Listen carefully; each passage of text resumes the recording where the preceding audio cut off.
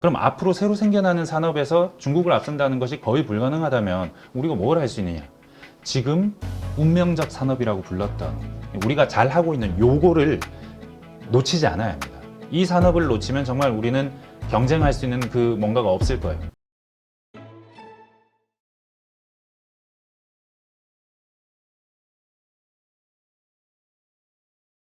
그리고 지금 또 가장 많은 좀 세계 글로벌적으로 좀 많은 분들이 집중하고 있는 게 결국엔 미국과 중국 간의 패권 싸움이잖아요. 네. 그러니까 삼성전자 같은 경우에는 사실 중국도 버릴 수 없고 미국도 버릴 수 없는 시장일 것 같은데 이 안에서 삼성전자가 어디를 좀 선택을 해야 될지 그리고 여기서 어떤 전략을 가져가야 좀 균형을 잘 가져갈 수 있을지 그게 네. 좀 걱정이 되거든요.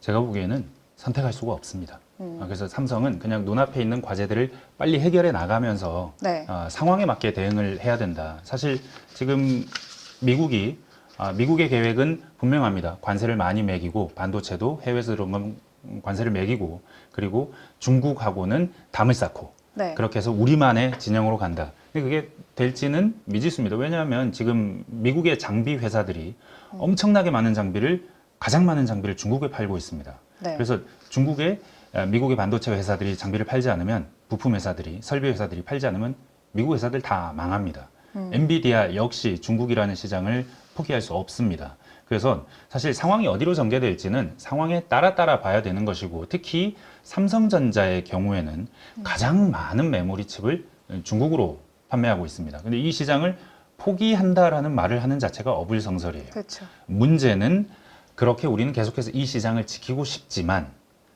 미국이 어느 정도 제한은 할 것이고 동시에 중국이 스스로 자급자족하려고 하고 있다는 사실입니다. 그러니까 우리는 어떤 면에서 보면 딱 끼어 있죠. 조금 더 높은 공정, 조금 더 부가가치가 많은 산업, 제조가 아닌 어쩌면 소프트웨어나 AI 같은 것은 미국을 따라갈 수가 없을 것 같아요. 그러니까 우리의 인력도 없고 제조를 넘어선 역량이 대한민국이 부족한 게 분명한 것 같고 대한민국, 삼성 그 어느 단어를 집어넣어도 마찬가지인 것 같아요. 근데 중국은 쫓아옵니다. 이런 경우에 우리가 뭘 할 수 있느냐? 사실은 미국과 중국을 선택하느냐가 아니고 하이닉스가 만든 HBM 같은 것들이 끊임없이 나올 텐데 네. 이 나오는 것들의 길목길목에서 놓치지 않고 끝없이 변화에 대응할 수 있는 역량을 길러야 된다. 중국이냐 미국이냐 이 얘기는 삼성전자 앞에, 대한민국 앞에는 큰 의미가 없는 질문이다. 기본적으로는 그렇게 생각하고요. 네. 당장 변화는 트럼프가 지금 추구하고자 하는 정책이 과연 앞으로 계속 실행될 것이냐. 최근에 증시 상황만 보면 바로 느낌이 오실 겁니다. 지금 미국 증시가 매우 안 좋은 상황으로 네. 가고 있어요. 왜 안 좋은 상황으로 가고 있냐? 경기가 나빠지고 있거든요. 미국의 소비자 심리 지수나 아니면 뭐 실업급여 청구 건수, 다양한 미국의 내수 지표들이 악화되고 있고 특히 관세, 미국이 캐나다와 멕시코를 상대로도 관세를 부과하겠다고 하고 있는데 그런 경우에 또 인플레이션이 또 심해지는 것 아니야? 경기는 안 좋아지는데 인플레이션이 심해지면 어떻게? 이런 걱정들이 있는 겁니다. 사실 이런 상황은 충분히 예견되었고 그럼에도 불구하고 트럼프 진영에서는 이것이 가능하다고 봤던 것은 어쩌면 환율입니다. 네. 달러 환율이 강하기만 하면 관세 효과로 좀 물가가 좀 올라가는 느낌이 있더라도 달러가 강하면 그만큼 해외에서 수입품의 가격이 싸지는 효과가 있으니 상쇄시킬 수 있는 측면이 분명히 있다. 이런 계산도 있었고 그리고 있던 그림이 있어요. 근데 아시다시피 최근 달러화는 조금은 약세 국면으로 가고 있습니다. 달러화도 약세 국면으로 가고 관세도 매기고 그러면 이건 트럼프 정부가 행정부가 생각했던 상황은 아니거든요. 그래서 앞으로 어디로 갈지는 모릅니다. 미국은 경기가 매우 중요하기 때문에 그 경기를 거스르는 정책 판단을 하기는 매우 쉽지 않고 네. 앞으로 어디로 갈지는 봐야 하는 거고 거기에 맞춰서 대응해야 하는 거고 정말 중요한 것은 지금 따라오고 있는 중국을 어떻게 제칠 것이냐. 레거시 칩 분야에서는 얼마나 더 원가 비용 대비 저렴한 칩을 만들어서 중국의 경쟁자를 압도할 수 있느냐. 동시에 가장 중요한 것은 하이닉스가 한 것 같은 이 HBM 같은 기술의 변곡점이 왔을 때 이 변곡점에서 가장 부가가치 높은 제품을 어떻게 빨리 생산해낼 수 있느냐. 네. 그러니까 좀 더 따라가면서 후발주자와의 격차를 유지하는 그런 차원에서 둘 다 경쟁자로 보고 가는 접근법이 당연히 삼성전자는 그렇게 하고 있고요. 그런 접근법이 필요하다.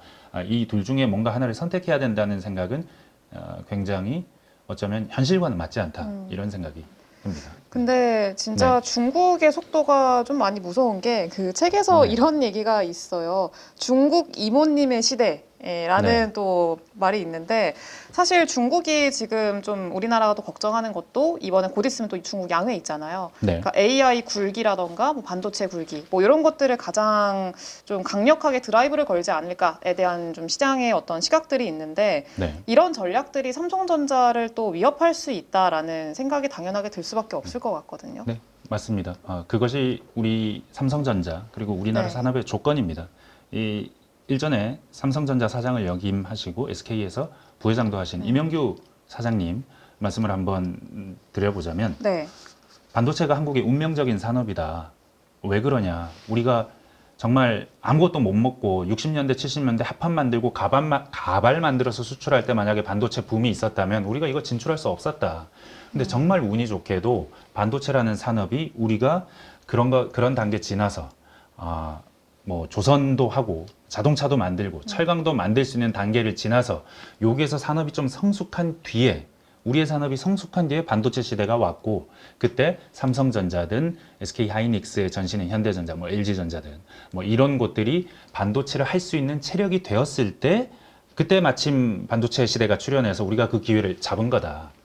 그 말은 사실은 우리가 지금도 새로운 제조 산업이 생겼을 때 이걸 잡을 수 있느냐. 지금 현재 상황으로 돌려서 생각해 봐야 합니다. 방금 말씀하셨다시피 제가 사실 책에도 로보락을 얘기를 썼어요. 네. 중국 이모님. 사실 로봇 청소기, 대한민국 로봇 청소기 뭐 70%, 80%는 중국 제품이었습니다. 왜냐하면 1등부터 10등까지 중에 9개가 중국 회사예요. 한국에서는 거기 없습니다. 네. 삼성이나 LG 제품이 쓰이면 그건 애국심에서 쓰시는 겁니다. 아니면 그렇죠. 중국의 스파이, 아니면 감시, 이 정보가 중국으로 간다. 이게 불안하신 분들이 쓰시는 건데 유튜브에서 조금만 로봇 청소기 성능에 대해 비교를 하는 유튜버들 찾아보시면 바로 아실 수 있습니다. 네. 어느 곳이 제일 좋습니까? 1등, 2등, 3등, 4등 다 중국 제품이에요. 특히 굉장히 놀란 것은 올 초에 지금 로보락 새 제품이 나왔습니다. 새 제품을요, 지상파 광고를 합니다. 이제 지상파에서 네. 그 한국의 로봇 청소기 제품 광고를 하지 않아요. 근데 로보락이 한국의 지상파에서 대대적으로 광고를 합니다. 네. 그 정도로 자신이 있는 겁니다. 볼륨으로도, 왜냐하면 1등이기도 하고, 볼륨으로도 성능으로도 무엇으로도 꿀리지 않는다. 왜냐? 중국은 시장이 어마어마하게 크기 때문에 앞으로 새로 생겨나는 제조, 로봇 청소기, 드론, 뭐 카메라, 뭐 아니면 배터리, 전기차, 그 모든 분야에서 우리가 중국을 앞선다는 건 거의 불가능한 얘기가 될 겁니다. 네. 제조의 측면에서. 그럼 앞으로 새로 생겨나는 산업에서 중국을 앞선다는 것이 거의 불가능하다면 우리가 뭘 할 수 있느냐? 지금 운명적 산업이라고 불렀던 우리가 잘 하고 있는 요거를 놓치지 않아야 합니다. 이 산업을 놓치면 정말 우리는 경쟁할 수 있는 그 뭔가가 없을 거예요. 다시 말하면 삼성전자가 무너지면 네. 지금 같은 상태에서 계속해서 흔들흔들 하다가 제대로 된 제품을 내놓지 못하면 사실 SK하이닉스가 해준다고 해도 덩치가 다른 회사이고 삼성이 무너진다는 건 중국 회사가 떠오른다는 것이기 때문에 그렇죠. 그 상황에서는 대한민국이 앞으로 버텨나갈 가능성이 별로 없다. 그런 측면에서는 삼성의 역할이 중요하고 특히 중요한 것이 새로운 산업에서 새로 창출되는 무언가에서 우리가 기술 우월성을 유지하는 것이, 기술 우월성을 확보하는 것이 중요하다. 우리가 잘하던 분야에서 새롭게 파생되는. 사실은 저는 얼마 전에 2월 금통위가 있었는데 그때 네. 이창용 한국은행 총재 말이 굉장히 와닿았습니다. 대한민국이 1.5%, 1.8% 성장할 것이라고 예상을 하시면서 하신 말씀이 이게 우리의 냉정한 체력이라. 고 말씀하셨어요. 냉정히 말해서 우리가 지난 10년 동안 새로운 산업을 진출하지 못했고 그런 와중에 중국은 쫓아오고 있고 미국은 점점 빗장을 걸어 잠그고 있고 수출문이 점점 닫히고 있습니다. 그래서 사실 우리가 수출이 주력인 나라고 수출로 먹고 산 나라고 그렇게 해서 발전한 나라라고 하지만 최근 3, 4년 정도 살펴보면 GDP 성장에서 수출이 기여한 부분이 거의 0%라는 겁니다. 그러니까 수출이 더 늘어나서 GDP를 늘려주는 시대가 지나가고 있다는 겁니다. 근데 이 상황이 지나가고 있는 상황에서는 우리나라 1%대 성장할 수밖에 없어요. 그렇게 본다면 삼성전자의 역할, 반도체에서 계속해서 수월성을 확보해 나가고 그리고 지금 혹시 약간 뒤처졌더라도 빨리 따라가는 것 이게 너무 중요하다. 네. 이건 뭐 국가 간에 누구 편을 든다거나 아니면 뭐 중국이 따라오고 있는데 어떻게 해요라고 했을 때 무조건 앞서가야죠. 어떻게 앞서가나요? 뭐 기업에게 맡겨진 부분이고 뭐 기업이 잘 할 수 있으면 좋겠는데 지금으로선 상당히 위기에 있다. 그렇기 때문에 제가 책에서 계속해서 삼성전자라는 한 기업을 메타포로 한국 기업을 계속 한국 산업을 한국 경제를 계속 이해하는 어떤 틀로 삼고 있다. 저는 그런 생각에서 책을 썼고 또 이 자리에서 나와서 얘기도 하고 있다 말씀드립니다. 네. 그래서 결국에는 좀 이 한국이라는 나라가 좀 나라의 미래라고 할까요? 그게 삼성전자의 미래와도 좀 닿아 있는 그런 게 있는 것 같아요. 네. 근데 삼성전자가 기존에 잘하던 것들을 좀 해야 된다라고 말씀을 좀 해주셨는데 잘하는 거 대표적으로 핸드폰 이렇게 좀 떠올릴 수 있을 것 같아요. 모바일. 네. 근데 애플이랑 비교를 해야 되잖아요. 애플은 네. 이미 생태계를 다 구축한 그런 기업이 됐고 그리고 프리미엄 브랜딩이 돼 있는 그런 기업인데 삼성전자가 그거를 하지 못하는 이유는 또 뭐라고 해석해야 될까요? 이 얘기는 삼성의 실적과 애플의 실적을 좀 비교해 보면서 얘기하면 좋을 것 같아요. 사실 삼성이 2013년까지는 스마트폰이 매우 좋았습니다. 그때 네. 삼성의 전성기입니다. 달러를 기준으로 환산한 그 삼성전자 IM 부분, 지금은 IM 부분이라고 말하지 않지만 IM 부분의 매출이 그때 피크를 찍었고요. 그 뒤로는 쭉 떨어져서 계속 유지만 합니다. 그러니까 삼성의 모바일 부분은 2013년에 튀어 올랐다가 쭉 이렇게 떨어져 지금 계속 유지하는 수준입니다. 근데 애플은 당시만 해도 삼성과 그렇게 크게 차이 나는 회사가 아니었습니다.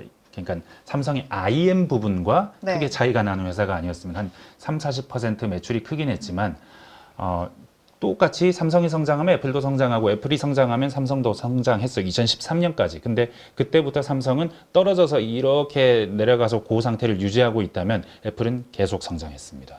저는 요 삼성의 정체와 애플의 지속적인 상승, 요 차이가 삼성이 무엇을 못했나를 보여준다고 봅니다. 그게 바로 방금 말씀하신 서비스 혹은 그 외 프리미엄 브랜드의 능력. 이게 하드웨어도 포함됩니다. 하드웨어가 아니라고 생각하시면 곤란합니다. 하드웨어도 이미 애플은 갤럭시 S25에 갤럭시 S20 한 3, 4 이 정도까지 보다는 압도적인 회사입니다. 하드웨어도 압도적이고 이 하드웨어 안에 애플의 에코시스템 안에 사용자들을 모아놓고 거기에서 수많은 서비스 수익을 창출하고 있습니다. 이건 만들 필요도 없는 겁니다. 디지털 코드로 네. 남이 만든 장터, 앱스토어에서 남이 만든 물건을 팔면 한 30% 정도 이익을 받는 이 부분이요.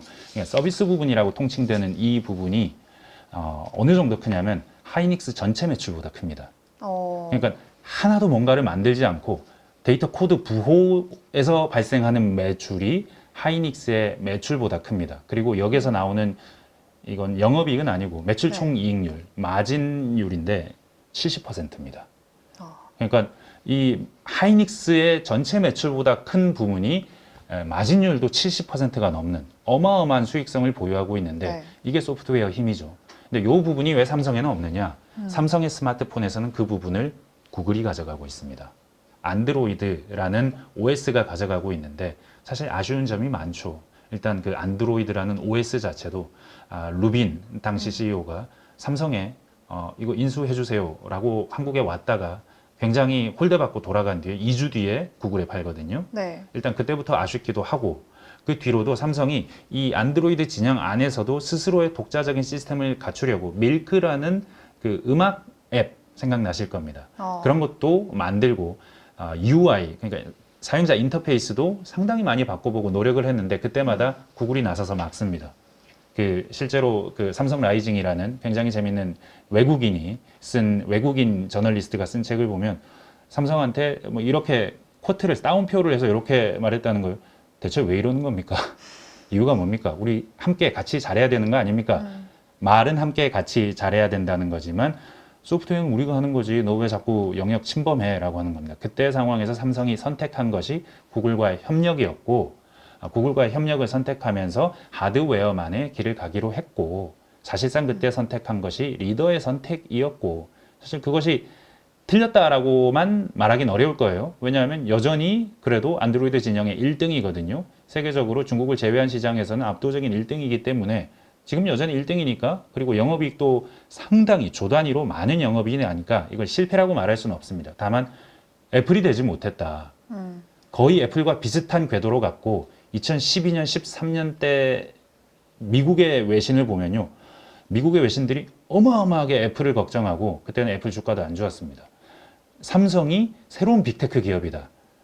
MS는 빅테크가 아니고 마이크로소프트는 이미 한참 저 멀리 떨어졌고 삼성이 새로운 5번째 빅테크다. 뭐 이런 기사들도 나오고 삼성이 애플을 앞서고 있다. 이런 기사를 뭐 그냥 유수의 언론들이 파이낸셜 타임즈, 뉴욕 타임즈 뭐 이런 기사들, 월스트리트 저널 이런 곳에서 끊임없이 씁니다. 당시에 삼성이 그 가능성을 가지고 있었다. 지금은 없어 보이지만 그때는 있었다. 그걸 놓쳤다. 그게 어찌 보면 하나의 실패일 수 있지만 또 실패라고 말하고 잘못했다라고만 말하기는 또 애매한 구석도 있다. 다만 이 모든 것이 리더의 결정이었다.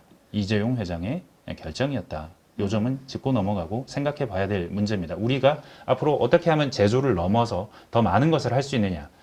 스마트폰에서는 그걸 할 수 있을 수도 있는 상황까지 갔지만 결국은 못했다. 앞으로는 어떻게 할 것이냐. 이건 분명히 생각해 봐야 합니다. 중국은 제조에서 쫓아오고 있거든요. 앞으로의 방향성 좀 네. 어떻게 하면 바뀔 수 있을지를, 어떤 변화가 필요할지 이런 거를 좀 생각하고 계시는 게 있으세요? 뭐 일개 개인이 세계인가요? 삼성전자의 아주 뛰어난 인재들이 다 생각하고 있는 부분에 대해서 뭐 3견 정도 할 수 있는 거겠죠. 우선은 파운드리에서 뭔가 잘못됐던 초기 의사결정, 이것을 빨리 반성하고 전략적인 차원에서 재점검해서 새로운 종류의 전략을 내야 됩니다. 많은 분들이 파운드리는 애플이 왜 삼성을 떠났을까요? 삼성이 스마트폰을 만드니까요. 이해가 상충되는 분야가 회사 안에 있으니까 안 돼요 라고 말했는데 저는 그 말에는 동의하지 않습니다. 만약에 삼성이 고객이 하는 사업을 영위하기 때문에 못한다. 그래서 파운드리를 분사해야 한다면 삼성은 LCD 사업도 할 수 없었고요. 네. 왜냐하면 TV도 만들고 소니와 경쟁하면서 소니도 납품하고 플래시 메모리도 다 납품하면서 자기 제품으로도 만들고 출시도 했거든요. 그러니까 삼성은 지금까지 삼성의 성공이 있게 한 그 모든 요인들이 다 삼성은 부품을 만들어서 고객사에게 납품도 하고 그 부품으로 완제품도 만드는 회사입니다. 네. 그래서 그건 삼성의 본질이에요. 바운드리 부분 역시 삼성이 기술적으로만 뛰어나다면 할 수 있다. 고객과 경쟁하긴 하지만 기술적으로 고객이 삼성을 안 쓸 수 없는 상황이 되면 쓴다. 그리고 그 사이에서 일어나는 이해 상충의 소지는 기술적으로 아니면 뭐 분사가 아닌 다른 방식으로도 해결할 수 있다. 사실은 왜냐하면 분사를 한다는 것은 제 생각에는 삼성이 파운드리를 포기하는 겁니다. 근데 저는 앞선 한 1년 전에 만들었던 다큐도 그렇고 지금 이 책에서도 그렇지만 강조하는 것이 삼성을 한국과 동치시키고 있어요. 근데 한국이 어떻게 하면 성공할 수 있느냐? 새로운 산업을 계속해서 내가 지금 잘하는 부분에서 뭔가가 파생되는 뭔가가 나왔을 때는 무조건 잡아야 합니다. 네. 왜냐하면 완전히 새로운 부분은 중국이 해요. 이 제조에서 대한민국이 계속해서 지금처럼 수출 강국이 되기 위해서는 지금 잘하는 부분을 놓쳐서는 안 되고 거기에 흡사하게 붙어 있는 산업 부분에서는 끊임없이 강력한 제일 앞에 서 있는 기업이 돼야 되는데 삼성전자에게 지금 현재 신성장 산업을 말하자면 D램 위에다가 그간 겹쳐왔던 걸 한번 떠올려 보시죠. LCD도 겹쳐왔고 플래시 메모리도 올렸고 그 뒤에 스마트폰도 올렸고 그랬기 때문에 쭉 성장했거든요. 네. 지금 필요한 건 바운드리를 빼고 새로운 성장 동력을 찾을 수 있나? 그렇게 해서 삼성이 지속적으로 성장하는 모멘텀을 찾을 수 있나? 없을 것 같아요. 그래서 제 생각에는 놓으면 안 되고 다만 시간이 걸리니 차근차근. 그러니까 사실은 왜 삼성이 지난 파운드리 대전에서 실패했을까요? 라고 물어본다면 당연히 빠른 시간 안에 가장 좋은 기술을 가장 좋은 기계를 들여서 갖춰 놓으면, 그러니까 주방을 갖춰 놓으면 고객이 올 거예요 라고 생각했다는 거기에 패착이 있다는 겁니다. TSMC 그렇게 작업하지 않았거든요. TSMC는 어쩌면 가장 비싼 고객에게 가장 잘 하려고 하는 노력에서 시작했다기보다는 TSMC가 없으면 안 되는 어쩌면 망해가는 기업일 수도 있는, 엔비디아도 TSMC와 손잡을 때는 거의 망해가는 기업이었습니다. 97년, 8년 이때쯤에는요. 그러니까 그런 기업들이 엔비디아와 함께 협업을 함으로써 스스로는 혼자서는 못 내던 제품을 엔비디아가 만들어주고, 그리고 제조와 설계 사이에 그 간극을 끝없이 좁혀주고, 고객을 위해 최선을 다해서 노력해서 고객이 원하는 제품을 만들어주는 것이 먼저였고, 네. 그 다음에 고객이 성공한 다음에 TSMC도 성공을 했던 거거든요. 근데 삼성은 어쩌면 나는 파운드리에서 레거시 부분은 좀 뒤로 제쳐주고 선단 공정 부분, 부가가치가 많은 부분만 할 거야 라는 생각으로 접근했고, 그러기 위해선 기술이 필요하겠지, 혹은 뭐 주방이 필요하겠지, 내가 삐까뻔쩍한 기기들이 많아야 되겠지, 이런 차원에서 접근했던 것 아닌가. 어쩌면 협력, 시행착오, 실패, 그리고 수많은 작업 변경, 그 과정에서 생기는 노하우, 이런 것들이 더 중요할 거거든요. TSMC가 성공해온 과정을 보면 사실 TSMC가 지금은 너무나 거대해 보이지만 20년 전으로 돌아가면 2003년 정도면 그때는 삼성이나 인텔보다 파운드리를 잘하던 회사가 아닙니다. 네. 책에도 써놨지만 당시에 0.13 마이크로미터 공정에 들어갔다 라면서 자축하는 보도자료가 나와요. 그 자축하는 보도자료에 저희가 드디어 삼성과 인텔과 어깨를 나란히 했습니다 라는 보도자료가 나옵니다. 사실 그 보도자료의 의미는 어깨를 나란히 했다고 하지만 우리가 뒤처져 있습니다라고 선언하는 겁니다. 네. 우리가 뒤처져 있는 회사였다는 게 2003년이었고요. 2011년, 12년까지, 13년까지도 애플의 AP 칩을 만들던 회사, 파운드리 하던 회사는 삼성전자입니다. 2014년에 가져간 거예요. 그러니까 2014년에 삼성을 완벽하게 초월했다고 볼 수 있는 것이고, 그 이후로 격차를 벌려오고 있는 것인데, 그렇다면 10년, 11년 정도 시계가 있는 겁니다. 그 정도 장기 시계로 보고 파운드리에 접근한다면 성과가 나올 수 있는 겁니다. 다만 그때 제가 보기에 필요한 건 삼성 혼자서는 못할 것 같아요. TSMC도 혼자서 하지 않았습니다. 생태계가 필요한데, 사실 우리나라는 대기업 중심, 그리고 하청업체라고 부르죠. 중소기업은. 네. 하청이고, 대기업이 원가를 정해주는, 영업이익률을 정해주는 구조에 있습니다.